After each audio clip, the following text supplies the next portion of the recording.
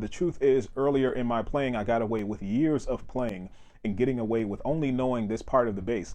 I don't recommend that, but I know some of you guys, or most of you guys' goal is to be able to have a conversation, be able to jam with your friends, or if you're in a band, or if you want to play in a band, just to be able to have a conversation with other musicians. And you'll be able to play most bass lines, or maybe all bass lines, in this one register of the bass.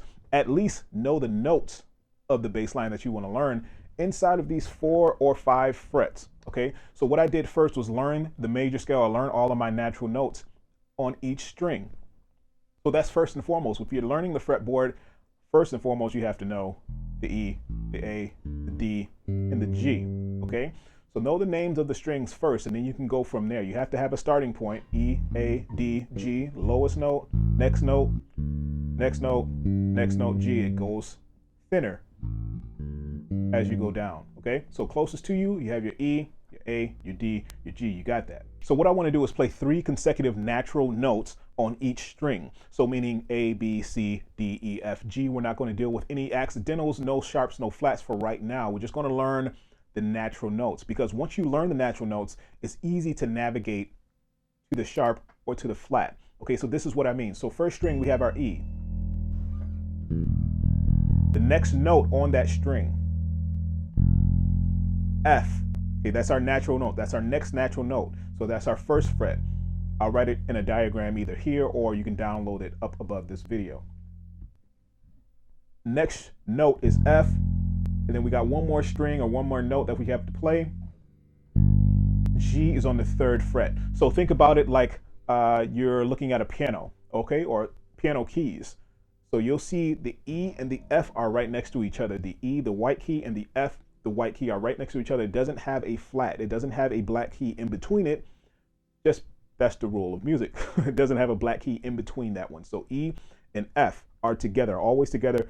B and C, if you notice too, are always together, and E and F are always together. So that's the only exception to the rule. Okay, so if you're trying to find this on the bass, it's the same way. So 1/2 step away, one white key to another white key, if they're together, is a 1/2 step on the bass. You get it?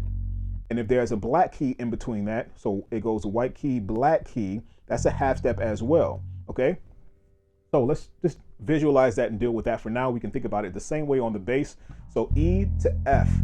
Okay, so you see from F to G on a keyboard or a piano, if this is relatable to you, or if this you find this a little bit easier to relate to, F has a black key in the middle of the next white key, meaning we have to skip 1 fret to get to G.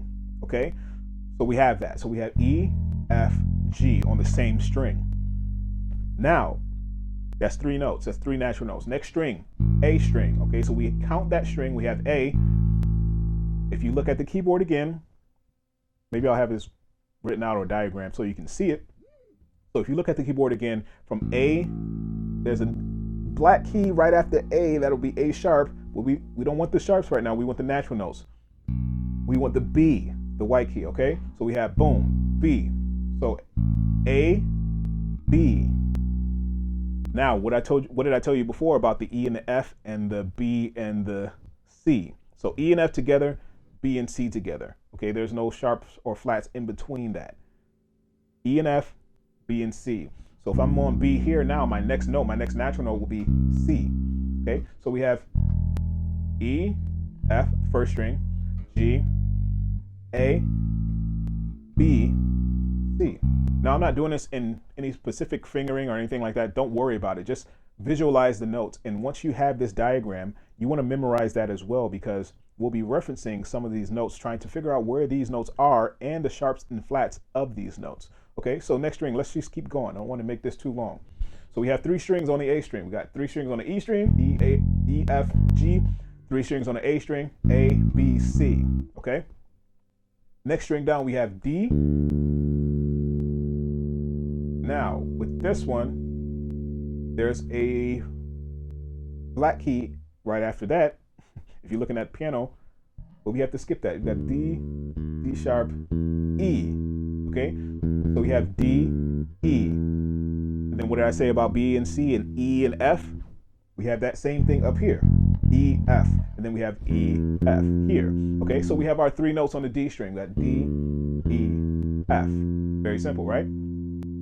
Okay, I don't want to go up to the next note. You're probably saying, why don't you just go up to the next natural note on the same string? But we have that as an open string. I want to utilize our open strings just because we're playing down here on this register of the bass. So this is a simple, easy hack or trick to, it's not really a hack, or it's just the rules, or it's the anatomy of the bass. So utilizing these open strings is very important as well. You can't forget about those. So when you're playing a song, you can also utilize those.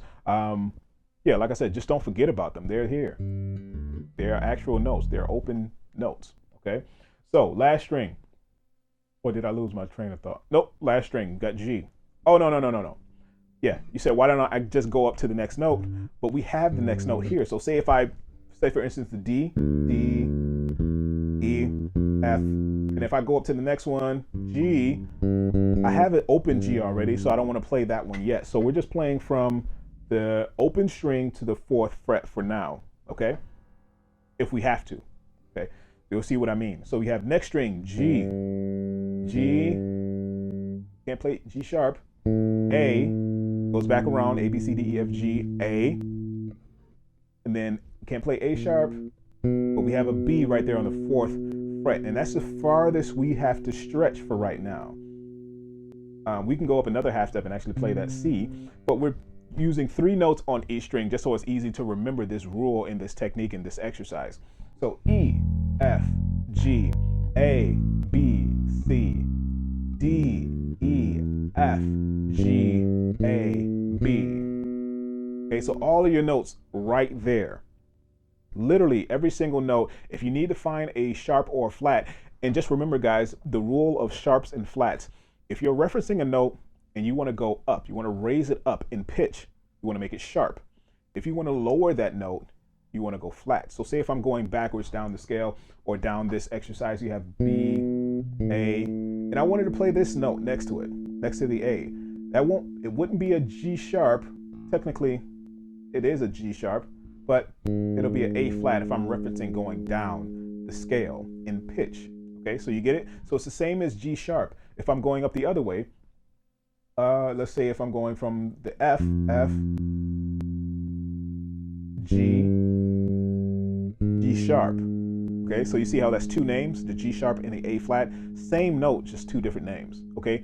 Depending on how you look at it, okay? So hopefully that helps you. You can find these notes, memorize this diagram. It'll get you used to playing these notes and also quiz yourself on it. So say for instance now, where's the C on the A string? Okay, I want it to be quick. Okay, so memorize these notes. Where's the E on the D string? E, D, D sharp, E. Boom, right there. You can find it very easy. The same way we talked about the C major scale. You can find most notes right inside of that, but we're just we're utilizing the E string to be able to find notes now again as well, and utilizing this 1st fret because the C major scale, we don't use that in this position. We don't use the 1st fret, but in this case we are.